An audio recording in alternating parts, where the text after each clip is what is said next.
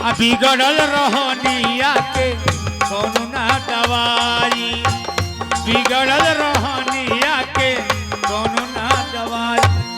ए भाई हो ए बड़ा कुदारी काम रहला लेकिन कुदारी नहीं खे। ट्रैक्टर से खेत जोताइल बा, मटियार खेत बा, ढेपा बहुत निकलल बा, आई ढेपे पीटे।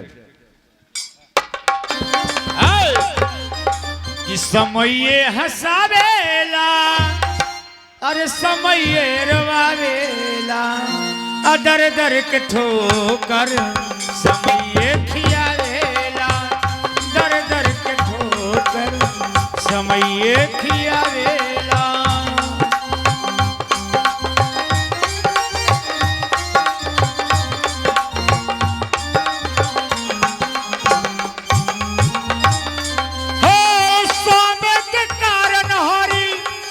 भैले दानी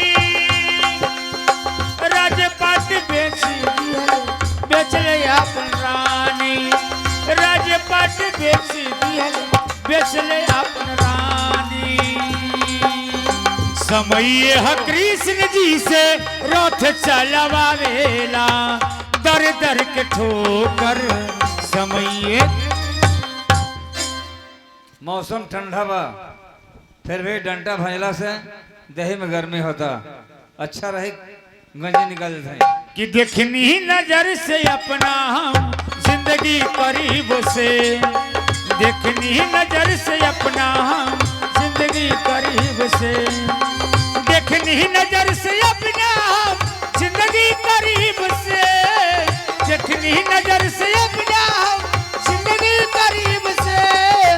जेकरा जवन भी बा मिलल अपना नसीब से, जेकरा जवन भी बा मिलल अपना नसीब से, देखनी नजर से अपना जिंदगी करीब से। भैया बाबू आगे अपन समाचार तो सुनाओ। भैया समाचार बहुत अच्छा बा। आज संग महल बंद हो गया का भैया, पूरा शहर बंद हो गया का भैया। वर्षों बाद तो खेत में काम कर चल रहा बा। वो तो मालूम रहा कि विजय प्रदेश से आ रहा उनको कुछ काम दिखाओ चाहिए। बड़ा राजनीति में तो लगे हो, ससुर राजनीति के जवाब नहीं है। सही बात बा बाबू तहार तो समाचार सुन कर मालूम होता करेजा में गोली लगे का। दारू पी रहा का? दारू? अरे दारू का भैया हम जाए भी पी कमर देता रखते और अच्छा बा। वाह समझ में आ गई कैसे कमाला, धोती वाला खाला टोपी वाला, पैसा के और के और मस्ती की और के। अरे मेहनत कर रहा हम, पैसा भेज रहा हम, मस्ती दारा तार दे पर खुदा पजामा भौजी दे पर 5-5 हजार के साड़ी, उनके कोनो अंखान ना होते गाना सुना पर गोपाल के दे पर t-shirt jeans pant, ranger cycle विद्यालय जाए खाती। वाह भैया अरे मालती घर पे छुट्टी तक ना विजय हम पूछा था कैसे बेईमानी कहा भाई जवाब दो। बहुत बोल गया। हमरा इतना मालूम ना, तू इतना बोल जाइबो। तू समझे कि बाहर से हम पैसा कमा के भेजता नहीं और घर भैया पैसा उड़ाओ तरे ना विजय ना। घर में जितना भी सामान रहा तारा वो दूसरा खेत के मजदूरी है, ऊंचा कमाई है, और मैं तारे को पैसा खर्च नहीं भाई। जब चाह तब तो अपना पैसा हिसाब ले सकला। तार पैसा देव के देव जमा बा का हमार कमाई पैसा जमा बा, जमा बा। तू हमार कमाई पैसा है, अधिकारी पर हमार बा। लवा हमार पैसा दे दो हमके लवा। का पैसा चेक में बांध के खेत खेत घूमता नहीं, का पैसा जमा बा। एबर शराब के नशा में बड़ा नशा टूटी सबर हमसे बात करिए, अपना पैसा का हिसाब लिया। तार पैसा बस बन गया। हमार पैसा तू का देबा हो, हमार पैसा तारे देबे गई तू ना तो तू अपने नाम से बैंक में जमा न कर, भौज के नाम से तो बैंक में जमा न कर, गोपाल बालक बाबू के नाम से बैंक में जमा कर दो। अरे भाई ना कसाई बा, तू चोर बा, बेईमान बा।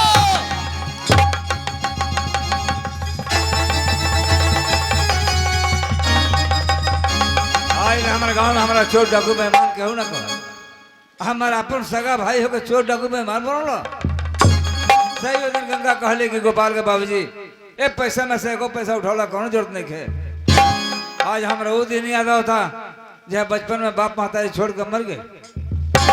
वो मेरा साल भर के रहला जब तक हम कमाए लगना रहने गोदी में लेकर द्वार द्वार भीख मांगने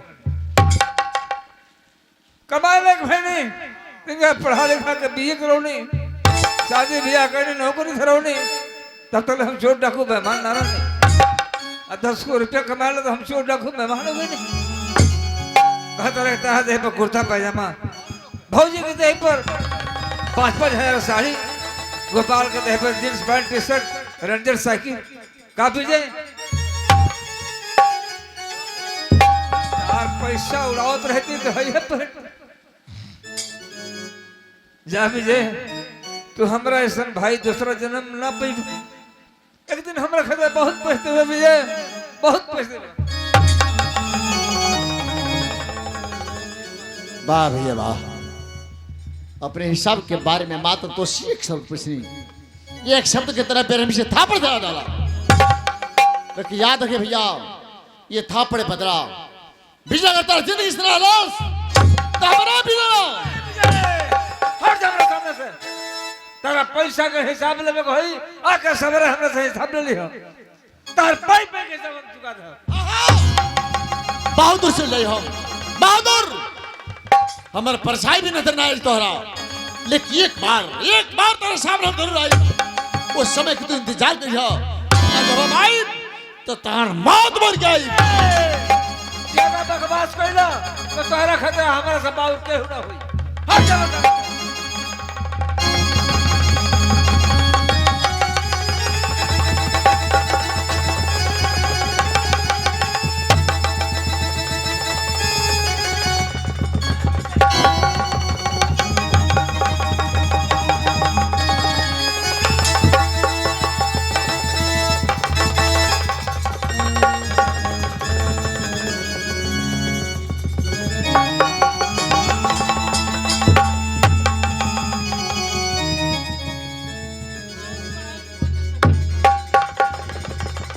अरे बारा निरदइया रे भैला मारी दिहला भाई के जान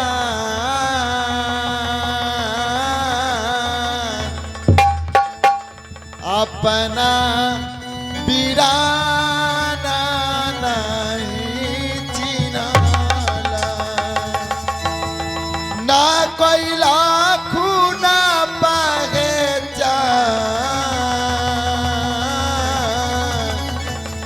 परत बेदारा रे भैला गंगा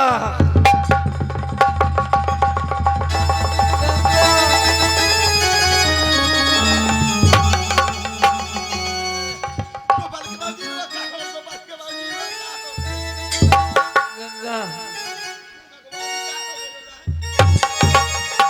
गंगा एक बात हम तब बताए हमारा माथ पर हाथ रख के क्रिया खेबू की बात दुनिया में केहू से ना बतेबू गंगा केहू से ना बतेबू गोपाल के बाबूजी हमरो माथा पहाड़ के क्रिया खाता नहीं ही बात हम केहू से ना बताए लेकिन औरा हमरा से बताई गोपाल के बाबूजी इरो संगे के खा कइला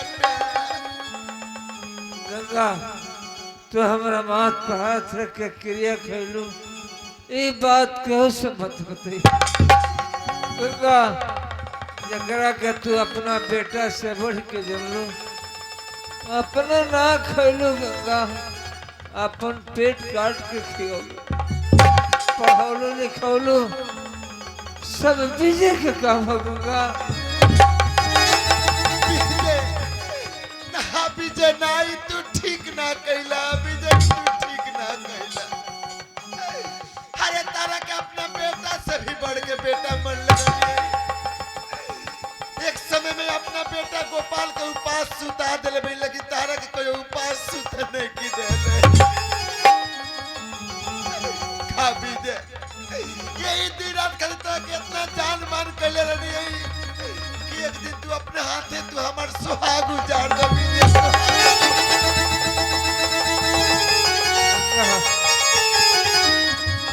ये बात क्यों से मत बताई, न तो दुनिया जान जाई तो पुलिस भी जान जाई। हमारा बाबू के पुलिस पकड़ ले जाएगा, हमारे बाबू पुलिस के हाथ से मार के नहीं, हमारे बाबू के जेल हो जाई। गंगा हमारे बाबू के जेल मत भेजो।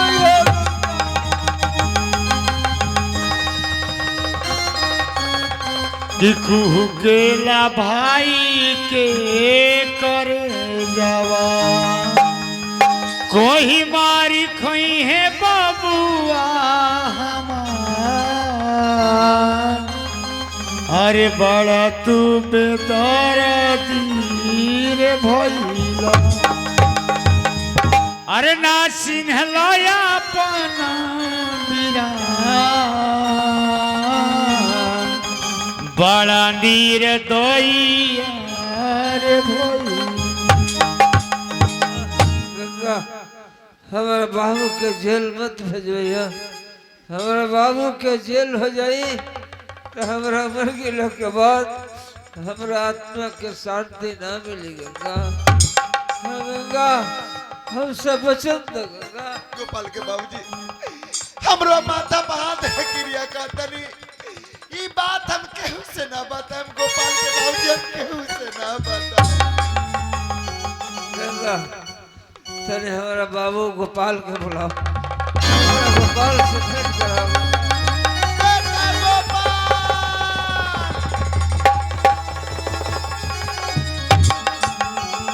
हीरो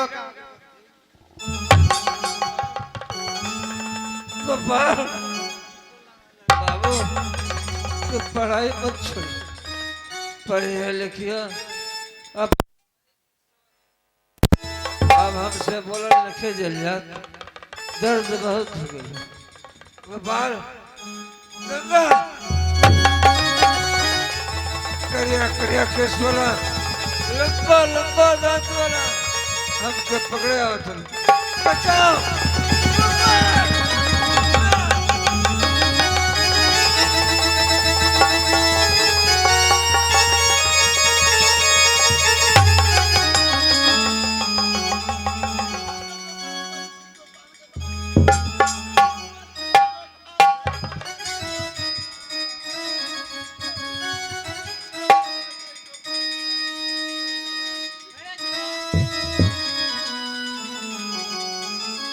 ओ संसार बनाने वाले, ओ तुझको भगवान, तुझे दया आई नहीं लेते एक कली का प्राण। कि हमें इतना बता दे भगवान रे, यहाँ मरता है क्यों इंसान, मरता है क्यों इंसान। हमें इतना बता दे भगवान रे, यहाँ मरता है क्यों इंसान।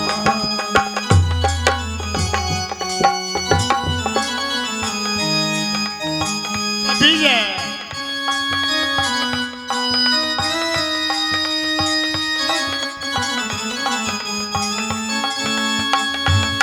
कभी माटी का पुतला बनाता है तू, कई रंगों में उसी को सजाता है तू। कभी माटी का पुतला बनाता है तू, कई रंगों में उसी को सजाता है तू। फिर बना के बिगाड़े ओ देवता, तेरा यही तो है इंसाफ रे, यहाँ मरता है क्यों भगवान रे, यहाँ मर।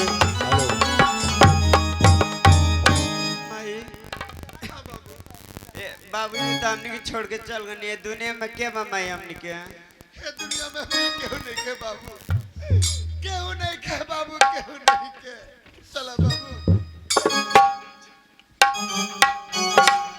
कि झर झर लोर बहे, कि झर झर लोर बहे, अरे अवतारवाई ये विधाता हो, समय आई कहवा लेके जाई, ये विधाता हो, समय आई कहवा लेके जाई। झर झर लोर बहे, झर झर लोर बहे, अवतारवाई ये विधाता हो, समय आई कहवा लेके जाई, ये विधाता हो समय। का जाने बे मनवा हिस्सा दहलस कि ना दहलस। अब तो लागत है खेतों में जाकर हमरे फरिया आवे के पो। चलता नहीं फरिया के आए। मालती मालती कौन है मालती? हम भैया चार से मारते नहीं, पुलिस हमारे पीछे में बचाओ मालती। ये काम करता यदि हमें नेर भाग के जाई तो हाँ मालती, हाँ मालती। अरे बाप हो बाप, ये तो बहुत बड़हन कांड हो गई। बड़ी खुशी के बात बा जे उ मर गइल। बड़ा खुशी के बात बा। हाँ देख जरा मोर गइले, मर गइल। एगो विकट ले गइनी। हां ए रघुवे दादा, आय जब हेतना खुशी के बात बताओ काम ना करो, का पंडित जी के बुलाओ, सत्यनारायण भगवान के कथा कहावा। ए रघु रहले है रास्ता के काता, रास्ता के काटा हट गइले, बच गइले बाले घर में महतारी बेटा बस 2 आदमी बचल बालो महतारी बेटा बस 2 आदमी। चला तनी आज घर में, चला तनी घर में से लात मार के बाहर निकालो। कि के तोहर माटी दिहल मारी ए नारी, अके तोहर माटी दिहल मारी ए नारी हो, के तोहर माटी दिहल मारी, के तोहर माटी दिहल मारी ए नारी हो, के तोहर माटी दिहल मारी ए नारी। राम राम सर जी। राम राम रघुआ, राम राम। ए रघुआ हाँ? समाचार सुनाओ। ए का समाचार कोई हमरा कोई। का भइल बरे? अरे हो बिजली नहीं खो। हाँ हाँ बिजली आ उनका भाई छोटकू बीजे पर है, विजय। बिजली के जान से मार दे। हाँ ओहो, ई कब के बात हो रे? आई बात नहीं ना कब के हो, ना ई बात काल के होवे। चुप, छोटा नमक हराम बेईमान। का? काल के बात ते हमरे से आज बताओ तरे। तो हम को जरूर जानत होके। हे रघुआ, अगर ई बात हम काल जानले रहती तो काले दूध के दूध आ पानी के पानी अलग अलग कर देले रहती, लेकिन अभी बाजी हारल नहीं। हां चाहे एकरा खातिर सारा संपत्ति दाव पर लगा दे। चलो तनी पुलिस चौकी, विजयया के खिलाफ रिपोर्ट लिखा, गवाही तोरा देवे के पड़ी। ना ये दादा हम गवाही देवे ना जाए। काहे रे? उल्टा गवाही दे वो मेरे वो चल जाए भीतर, लगे भीतर फट। हाँ ते हमारे खिलाफ गवाही देवे रे रघुआ? ओकरा घर में हमार मेन दुश्मन रहा बिजलिया, भाई के कमाई पर बड़ा शान गाठित रहा। ऐसन शतरंज के गोटी फेंकनी, ओकरे भाई से ओकर जान मरवा देनी। अब ओकरा घर में हमार केहू दुश्मन नहीं थे। अब अपन नजर फेरत चल के लोहटी तोरा घर पर हेने आओ हेने। अरे हमरा घर पर मत जाबे दादा। ते उल्टा गवाही देवे नु। आई बाप, अबे चलतन तोरा बड़का भाई के लोग, खूबलाल गिरी जी के लोग ना ये सर जी। है पिहादो, जितने कमातन लोग सब आदमी हे रघुआ के देतन लोग, ये मालिक बा घर के। आई बाप, सारा रुपया अपना परिवार के नामे जमा करता। आई बाप। जानते रे का तोरा अरे तो खमनो लाग जाओ घर में। बुझला भी नहीं हम बाकी बने हे बाबू दादा इनके घर में नून डाला तो हमारा मालूम चल जाई तोरा के वो कुछ न करी लो बाकी आजे रात के आधा रात में तोरा बाप के गलासी से छप न काट दिया ऐसा जी उड़ाई खान एकर भाई भाई हां खूब लगो बानी जेठ है नहीं, लेकिन फांसी लो ना फंसबे सारे ते जेल जइबे ते का ए सर जी मैं हमारी खोला लाठी लगा भागे लगा देते हैं अपन ना देखला ना ए सर जी फंसबे ते चली चली गवाही दे हाँ, फांसी होई तोर क्या गवाही दे गवाही दो बे पक्का हां उल्टे चाहे सतो दई के नहीं हाँ? अभी ते हमारे हाथ में बारी चल चल गवाही दे हट गई रास्ता के कांटा कि केहू बुरा न होला वक्त बुरा करेला केहू बुरा न होला वक्त बुरा करेला केहू बुरा न होला भाई हां बाबू बाबू तो छोड़ के चल गए नहीं बाबूजी का अंतिम संस्कार कैसे है भाई बाबू ये दुनिया बहुत लंबा चौड़ा बा यही दुनिया में भीख दुख मांग के तेरा बाप जी के अंतिम दाह संस्कार कैले बाबू हाँ बाबू तुलसी पंछी के पिए तुलसी पंछी के पिए घटे न सरता नीर दान किए धन ना घटे जो सहाय रघुवीर कर दो मदद गरीब की तेरा सुखी रहे संसार दीन दुखी को ठुकराओगे अंतिम दान तो सब कुछ है बेकार औलाद वालों फूलो फलो औलाद वालों फूलो फलो औलाद वालों औलाद वालों फूलो फलो भूखे गरीब की ले ली है ना ले ली भूखे गरीब की यही दुआ है औलाद वालों फूलो फलो औलाद वालों फूलो फलो भूखे गरीब की यही दुआ है भूखे गरीब की यही दुआ है औलाद वालों फूलो फलो औलाद वालों फूलो फलो अली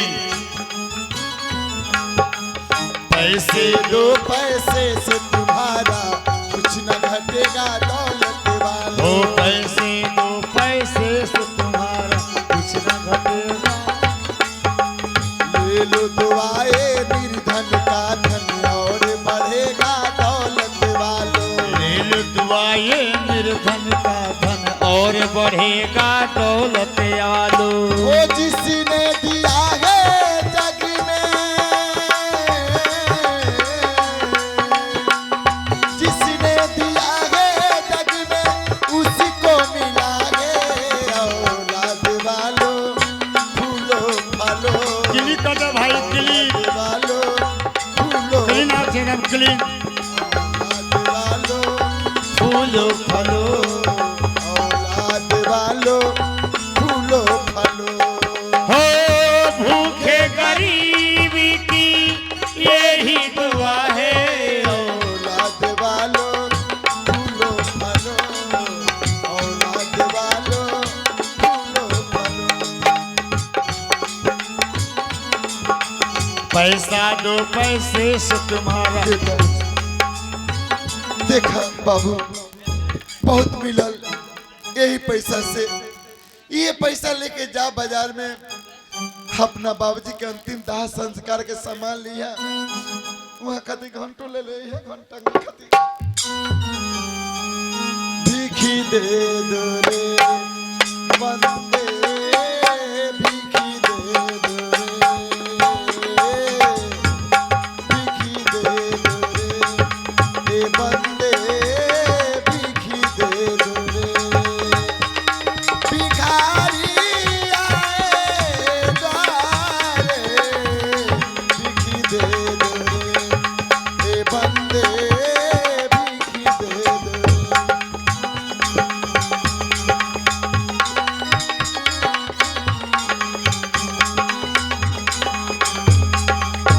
भिखारी आए द्वारे भीख दे दो रे बंदे भीख दे दो रे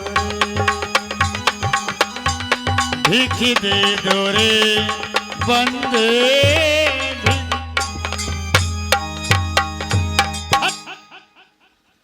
अब का हो 3:30 हो गइल बा फिर दिन में प्रोग्राम करे के बाटे अब हमने के आशीर्वाद दिया है ना फिर दिन में आप सब है प्रोग्राम दिन में हुई है ना गलती से ही माफ